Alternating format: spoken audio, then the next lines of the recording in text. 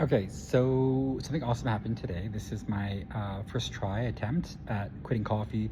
My previous history quitting coffee was I was a very long-term coffee drinker throughout, I guess, my teenage years and first university degree, and then, working overseas, and then all the way back into Canada, and so forever.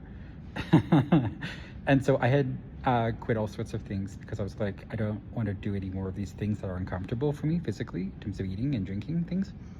So eventually I got around to coffee because I don't have any more bad habits. And I'm quite satisfied with my results. So what I did is that I quit coffee for a month, which I did post about on YouTube over time, because I took a lot of benfotiamine, I guess, or B1 thiamine, different varieties, as available because it's expensive. I also took a lot of amino acids, and I was doing a lot of fasting and staying nourished every day.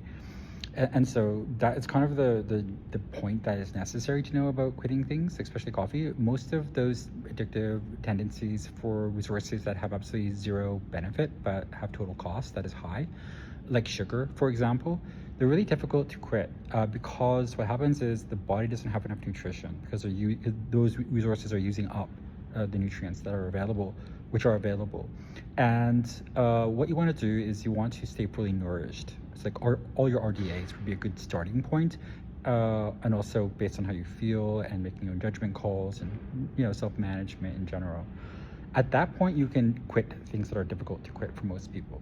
You can start to increase your amino acid supply. You can use a strategy like B1 thiamine, benfotiamine being a good idea for that.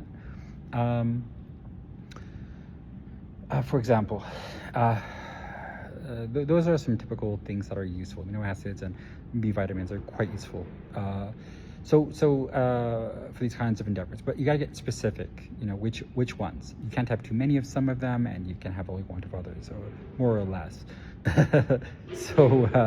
And to an extent, of course. So, my point would be to now that I have quit coffee for a month, I went back on coffee for a few weeks. I didn't like how I overdid it. I don't use any milk because they're from mammals, and mammals should not drink milk or cream after being a baby, basically. So being a larger mammal, I don't want any of that. So what I'm going to do is take the cream out of coffee. I was down to cream, so I'll take the cream out of coffee. I'll use an espresso black or black delicious flavors only.